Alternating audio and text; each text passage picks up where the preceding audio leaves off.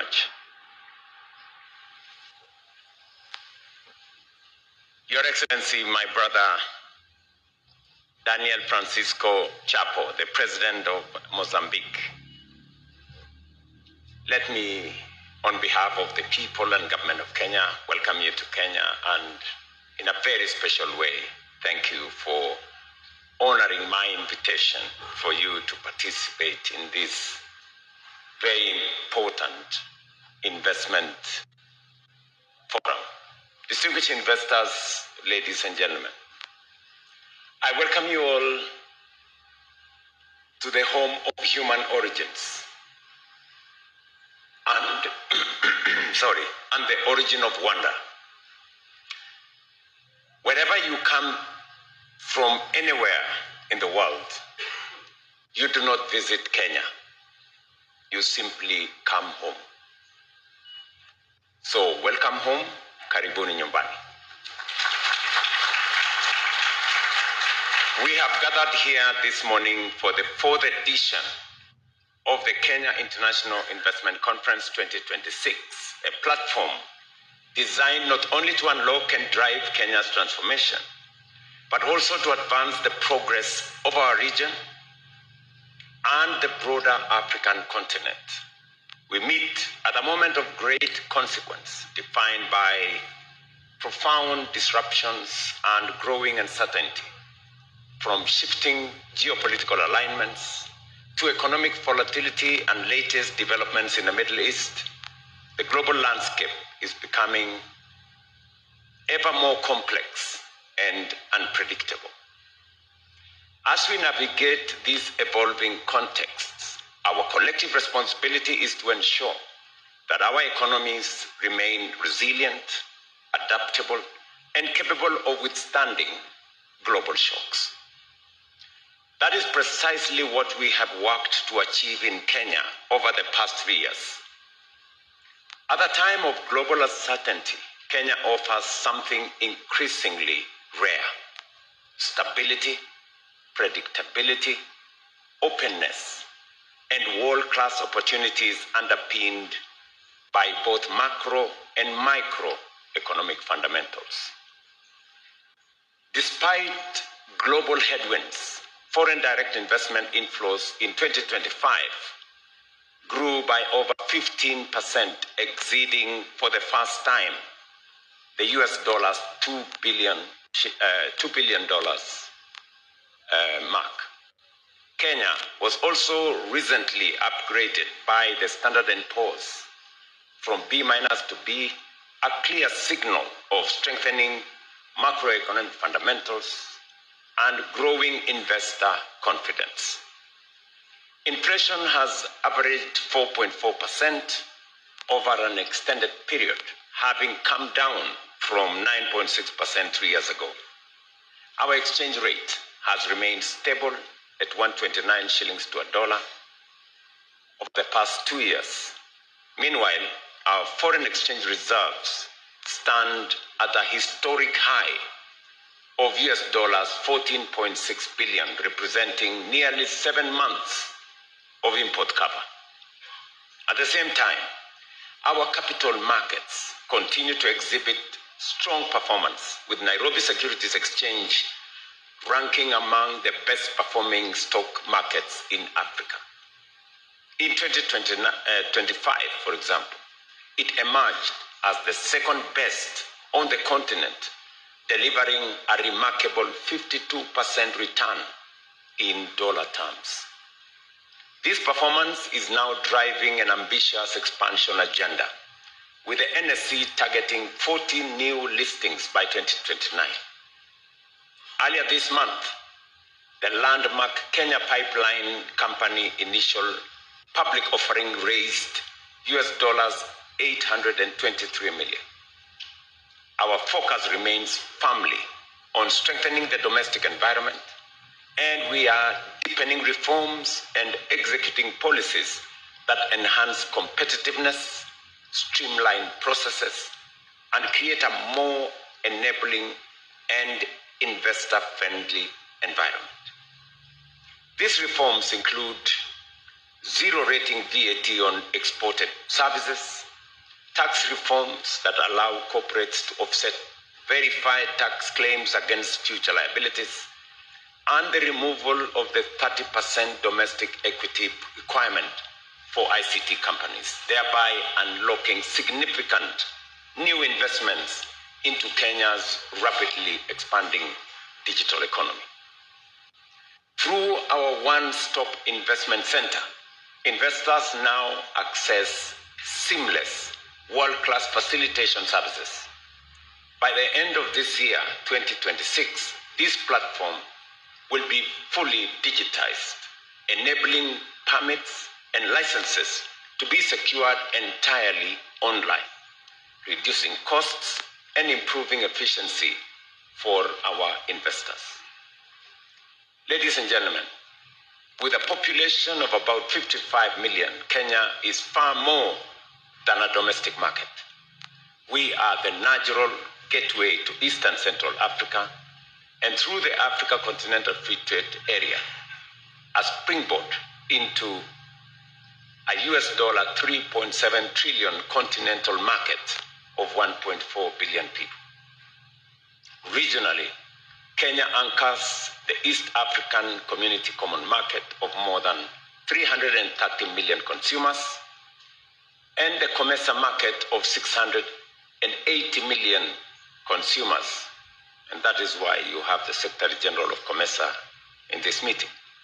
Just this week, we finalized negotiations with the government of China on a bilateral trade agreement that will open access to an additional market valued at about $19 trillion, further expanding opportunities for investors.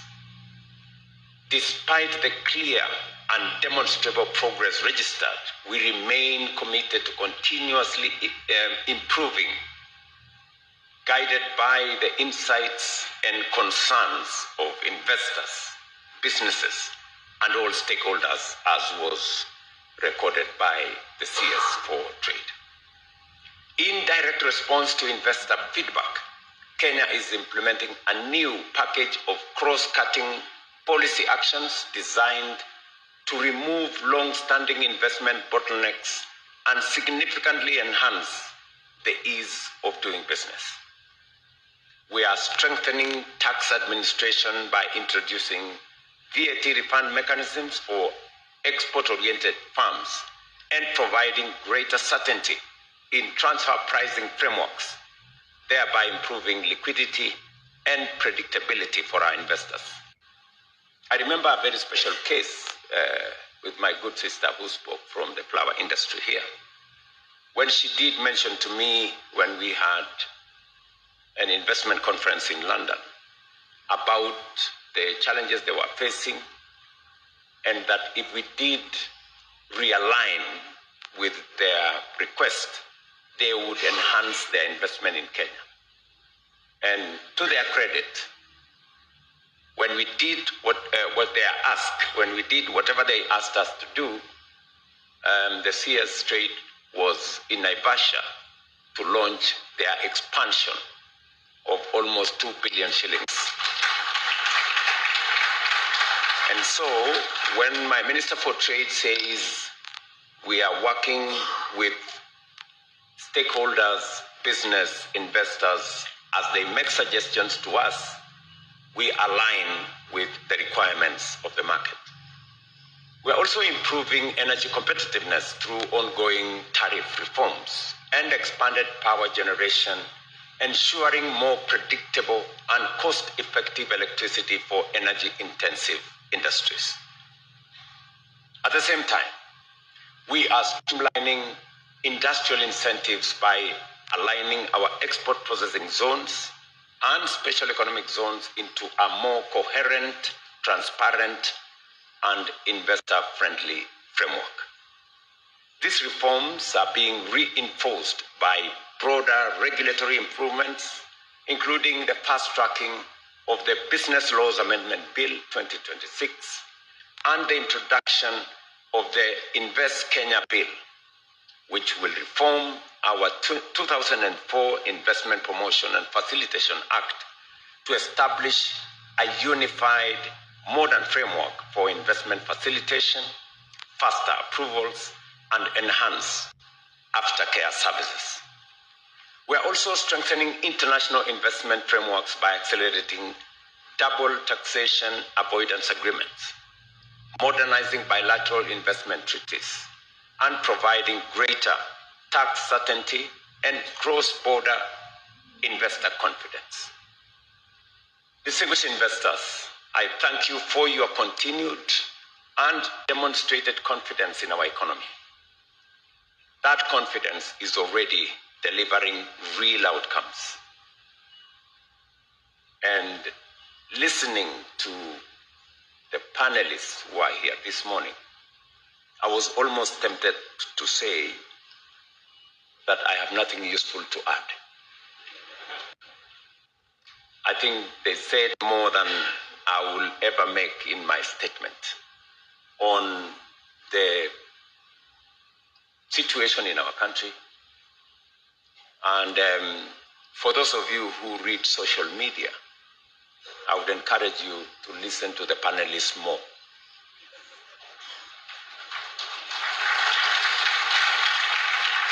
I mean, these are real practitioners. These are people who are at the place where the rubber meets the road. And that is their experience.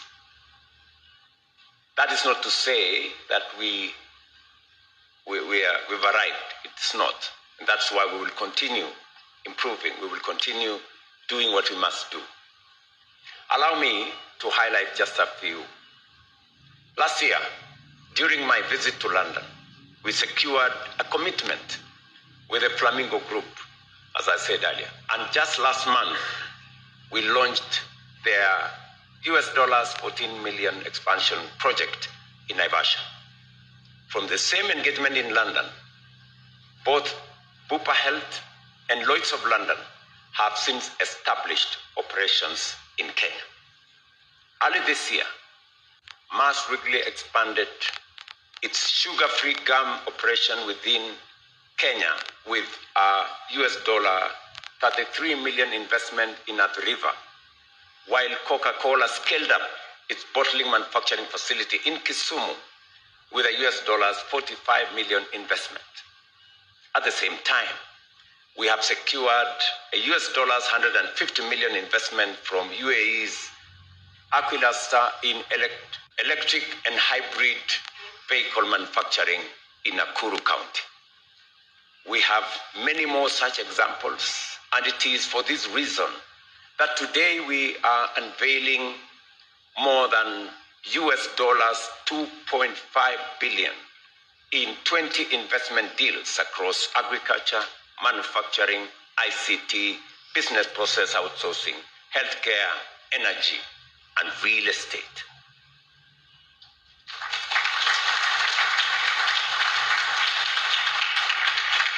We're not just talking about numbers. We're talking about real investments. In the space of agriculture alone, there is going to be signed off deals of projects that are on ground. Some of them halfway through. Just in agriculture alone, $1 billion. In rice, in sugarcane, in manufacturing. And these are investments from across the globe, from USA to China, to India, to UAE, to Uganda, to Singapore. Yes, I said Singapore. And of course, to Kenya. We have a very interesting conversation in our country about Singapore. And one of the companies, Syntex from Singapore, is actually investing right here in Athi River to hire 2,000 Kenyans on apparels. So that is the extent all the way to Australia and many other countries, demonstrating confidence in investing in Kenya.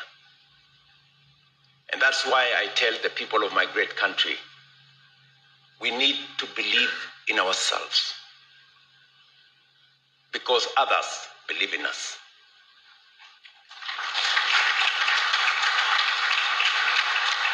The majority of these investments are already at advanced stages of implementation, with several already breaking ground. Collectively, they will create over 63,000 quality jobs for Kenyans. To further support investment decisions, the government has developed an investment project catalog, a comprehensive deal book that brings together Kenya's most promising and investment-ready opportunities, and which will be showcased at this conference. I think for a while, people did not know where to invest. What are the opportunities? In which space are these opportunities?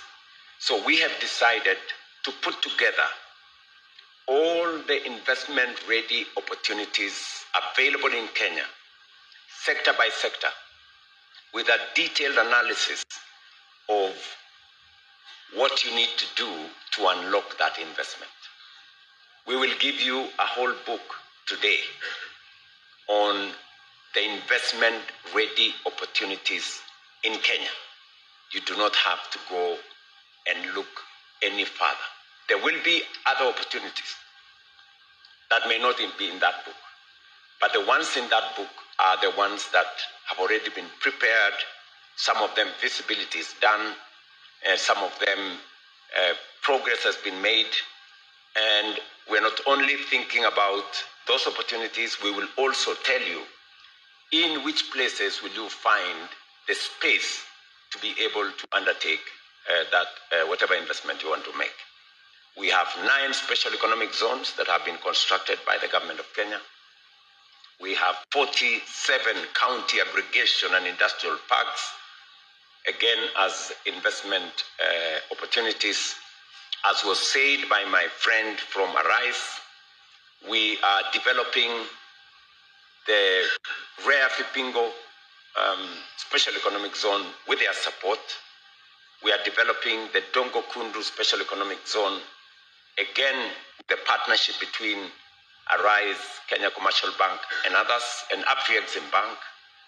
And of course, we are developing our Naivasha facility, a total of 4,500 acres of what will be a special economic zone infrastructure that offers opportunity for investment spaces.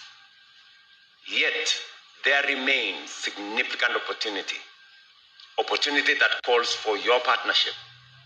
As many of you will be aware, we have launched an ambitious national transformation agenda anchored on 3 critical pillars. First, we are investing heavily in infrastructure and connectivity by expanding roads, railways, airports, and seaports. Just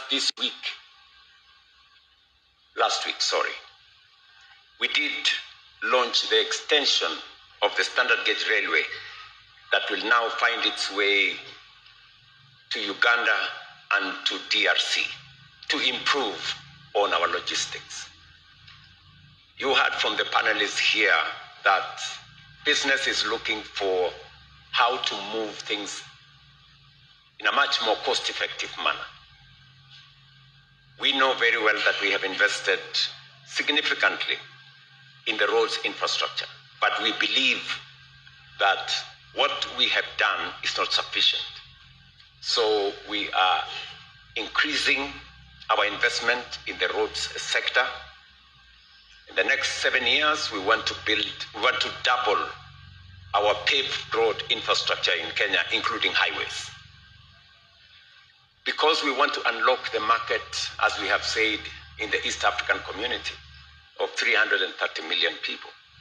We are extending the highway from Nairobi now into Nakuru, finally into Malaba, and connecting it to Uganda.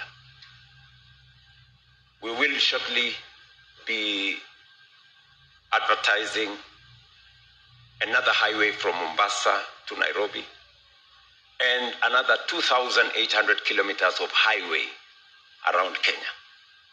This is an investment that is going to cost us between $10 and $15 billion, and we are slowly but surely finding the innovative mechanism on how to deploy resources in that space.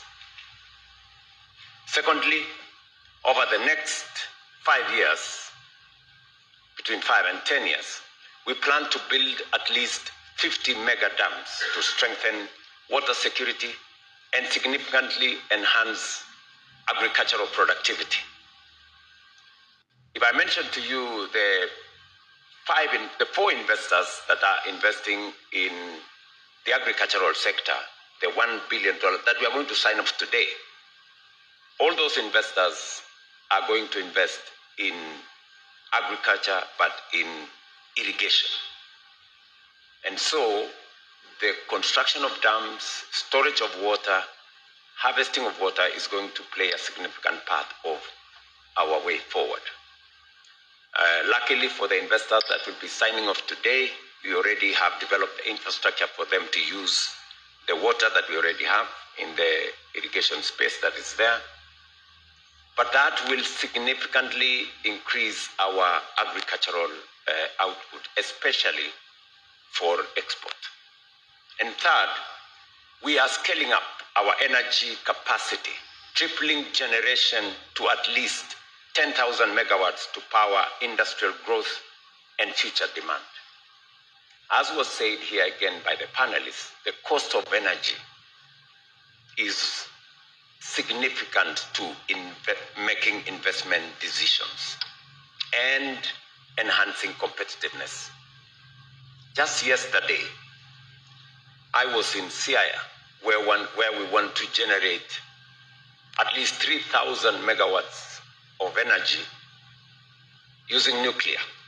And I was having a conversation with the community and leadership in that region, because our 10,000 megawatts will come from diverse sources, from nuclear, from solar, from hydro, from wind, and from geothermal. And we will be looking for partners, maybe in this forum, because our investment in that space is going to be another $10 billion. And we are already beginning to structure the mechanism for us to be able to have that investment undertaken.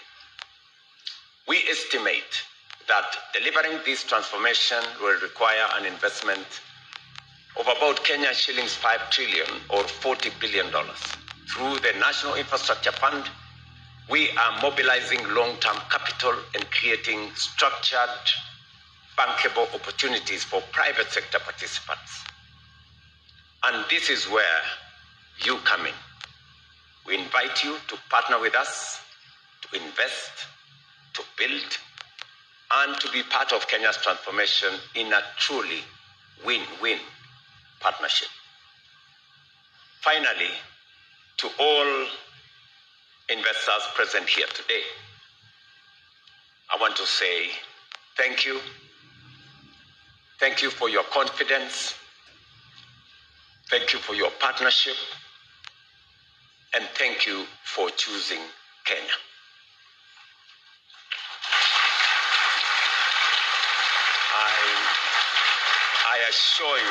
I assure you that Kenya is ready and open for business. And I look forward to engaging with you, together with my team, from the different actors, from mining to industry, to investment, to agriculture, and to all the other spaces. I was specifically touched by our friends from ADEC, an American firm, who has identified Kenya for what it is, that we have the best human capital you can find anywhere in the world. I say that with no doubt in my mind and without fear of any contradiction, that we have the best human capital you can find anywhere in the world. The testimony of the panel is here. They kept on referring back to the Kenyan people. The Kenyan people. And that is what it is. And so, it's not by default that the Kenyan people is central to the development of our country and to the investment climate that we have as our country. It's because we have consistently invested as a nation in our human capital. 30% of our budget every year goes to education, training at all levels. We've just increased in the last 3 years our education budget by $1.5 billion in the last 3 years. We've hired 100,000 teachers more into our classrooms, expanded learning spaces by 23,000 classrooms, and developed a new funding model to make sure that our colleges and universities have adequate resources to sharpen our human capital. And from a policy point, I want to assure you that the jewel of our investment, the Kenyan human capital, will continue to receive the Kenya government's attention and resources for us to make sure that we don't lose that competitive edge that comes with investing in our human capital. I think it has also been said by investors here that stability is critical to investors making decisions. Stability in policy, stability in every other field. And we will continue to work with investors to make sure that we are predictable, that we continue to manage the space responsibly. And because of the discipline that we have introduced into the financial space, we can now confidently tell investors they can repatriate any of their profits anytime, in whatever manner they want, because we have the resources. I can tell you confidently, we have the dollars, we have the resources to make sure that none of you get stuck with whatever you want to do in our country. And we are doing this for the long term and for the long haul. So to all of you, again, let me say thank you very much for choosing Kenya, and we look forward to working with you. God bless you. Thank you.